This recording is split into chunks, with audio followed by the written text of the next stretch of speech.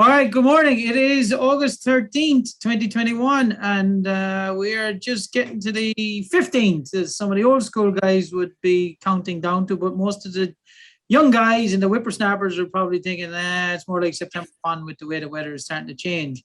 Online today, we got Dr. Dave Gardner, we got Dr. Carl Dannenberger, and Dr. Dave Shetler, who did not take any offense to being ghosted last week and has returned for more. However, that does mean he's up first this week, because I would like not to ignore him so that he gets the opportunity to talk to us about destruction and devastation on the world of insects. Dave. Okay, let me bring up a couple of pictures here. Over I guess it's been 3 weeks now, I've been getting sort of regular emails from people across the state, and primarily from golf course superintendents, and this is what their green looks like. And when I look at it, well, that's classic cutworm damage. And then I say, have you gone out and do a soap flush? And if they go out and do a soap flush, they come up with these. And this is our friend, the crane fly. And of course, everybody's panicking right now that do we have the European crane flies in here? Or one of the two species of European crane flies, the common crane fly and the marsh crane fly. All the ones we found so far have been the marsh crane fly, and they've been pretty well limited to the counties bordering Lake Erie, so in the northern part of the state. But remember last fall, in October, we had a massive flight of adult crane flies all across the state. And my feeling was it was primarily due to the super wet spring that we had. These things like to eat wet, decaying organic matter. That's their primary food. But the ones that are causing the damage on the greens are a little bit worrisome to me, because the native crane flies aren't supposed to be eating green material. And so if they are causing that damage, I probably need to get out and take a look at them, see if something has moved. Here's the bottom line. You can't tolerate that kind of damage on your greens. So when it comes to crane fly control right now, kind of as a rescue treatment, we would strongly recommend that you use a combination product. And there are 3 of those that are available. Triple Crown is receiving the highest marks from the golf course superintendents that I've talked to that are using it. That's followed by Aloft. That's the one that contains the clothianidin plus bifenthrin, and then Electus, which contains the bifenthrin and the imidacloprid. Apparently, if you just try to use a pyrethroid by itself, they'll kind of laugh at you. If you use a neonicotinoid by itself, they definitely will laugh at you.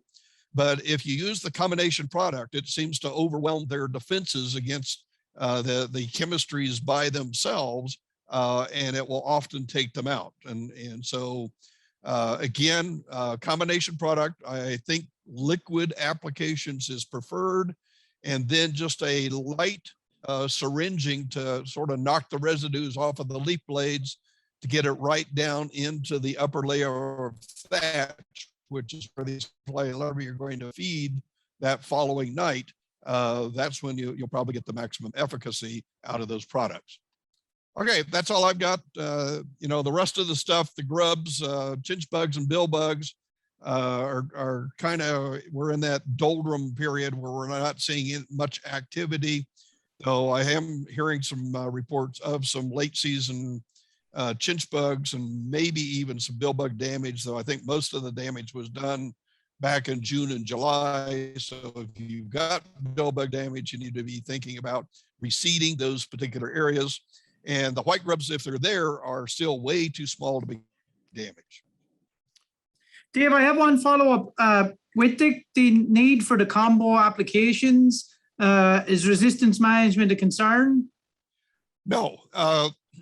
Now, I'm a real different believer in the entomology world. There's a lot of entomologists that say, oh, if you put these combination products, you'll develop resistance to 2 categories at the same time. And I say, show me an example where that has happened in the entomological world, and they get very silent. And what we're actually finding in the field crops, where they have had resistance to a category of insecticide, when they combine that category with another one, it overwhelms that resistance.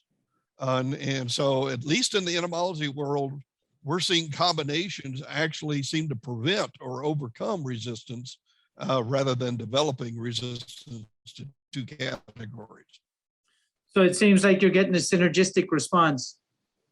Well, I think the reality is these insects have to use a pretty substantial amount of their physiological pathways. They have to expend a lot of energy to overcome the toxic effects of a pesticide.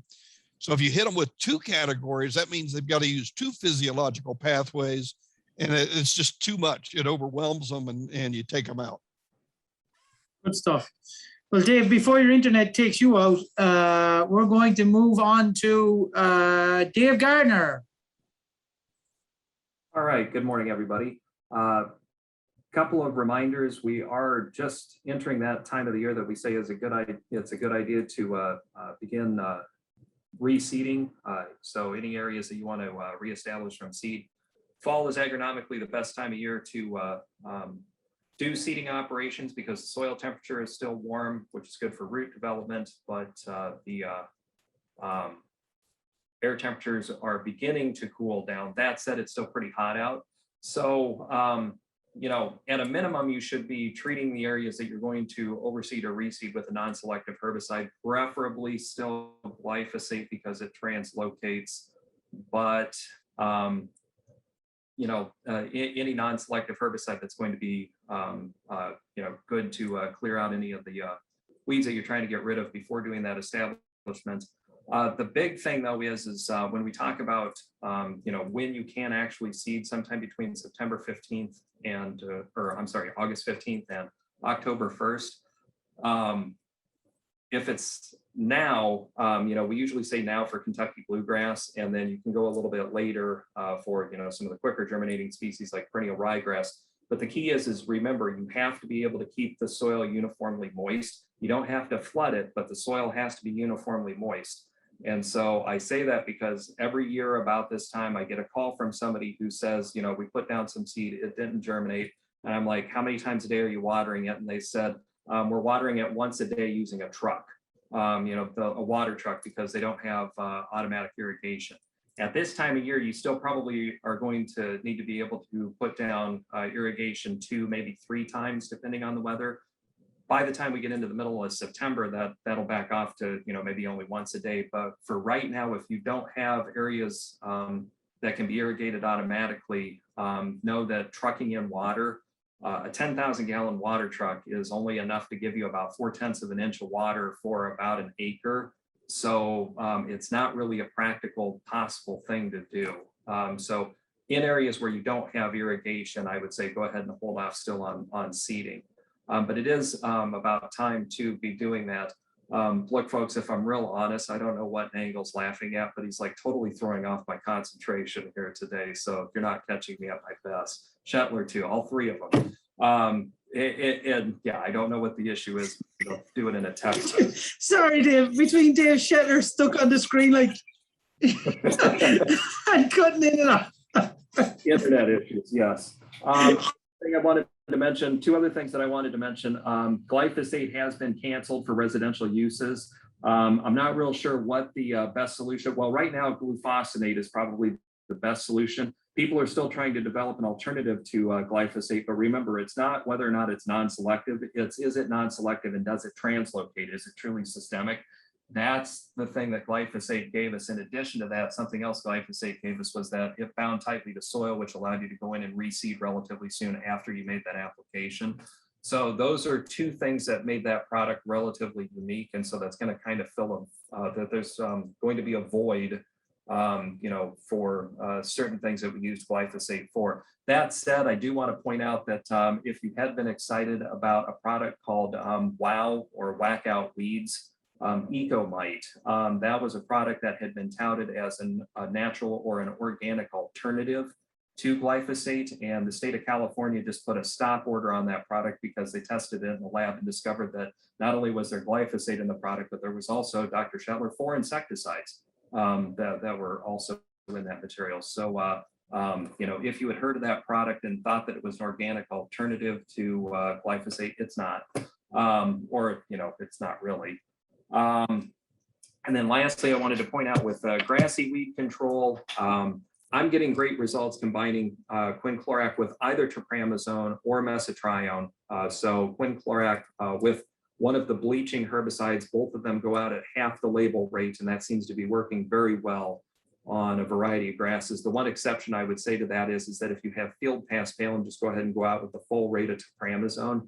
But just about every other grassy weed that we have, that's an annual, that 50-50 rate of quinclorac combined with either tepramazone or mesotrione is working very well. All right, Ed, back to you.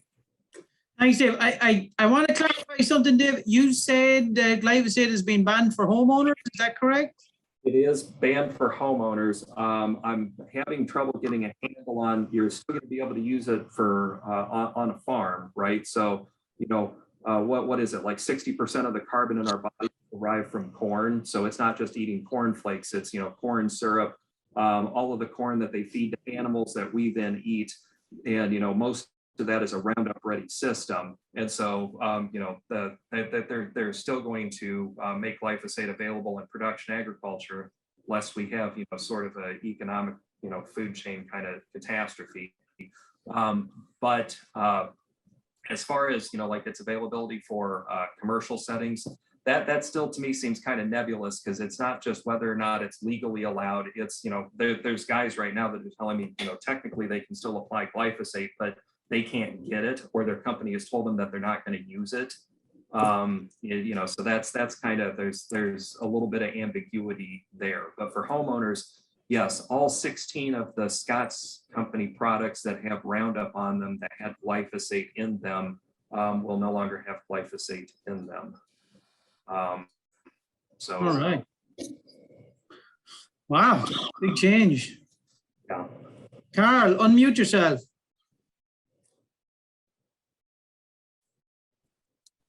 I guess my question, when do you think that's going to affect? Because I was in a box store just a few days ago, picking up a gallon of Roundup to spray the weeds around my. Wow, I feel like, anytime that they do a cancellation, it's not like it's the next day usually. I feel like Imprellis was, but most of the time when they cancel a product, it's, they either set a date or they say, you can no longer manufacture it, but what you have, you can sell. I heard somebody say 2023, but I have not independently verified that. I feel like that's something that I should have done in advance of talking about this today, so that I could feign being educated on the subject. But I can address this issue next week, like when the actual end date is. I will try to get that information. Yeah, I would expect there's going to be some questions when people hear this. Thank you, Dr. Gardner, and sorry for the interruptions, but Dr. Shetler definitely left the mark today. Following up there, Dr. Dannenberger. Yes, I have one comment for Ed. I bought these glasses that block out those UV lights from your computer screens. It costs about $11 or whatever. And actually, they're pretty effective. But one thing they don't do is they don't block out Ed and Engel's laughter and smile. But or the shine off my head. So anyway, I only have one comment geared toward golf. Chlorine aerification is going to start here in the next week for a vast majority of places and continue through the fall. But actually, to follow up with Dr. Shetler, was that one of the key things is, and it's kind of an annoying thing, but once you core and open these up, those holes can be subject to cutworm feeding. And so if you see holes not recovering as quickly as they could, it's probably due to something like cutworm, and maybe it's due to crane fly too. So just be aware of that. It's a minor thing generally, but especially given the rain we've had, moisture doesn't seem to be a problem or drying out while you're coring. But that's my comment or suggestion for this week. Thanks, Carl. Appreciate it. I guess just to finally wrap it up, with the heat and humidity that we've just gone through, of course, brown patch showed up, but the excess moisture, we also saw plenty of dollar spots showing up with those temperatures. Today, I think is kind of the end of it for the moment. So we'd see a reduction in problems.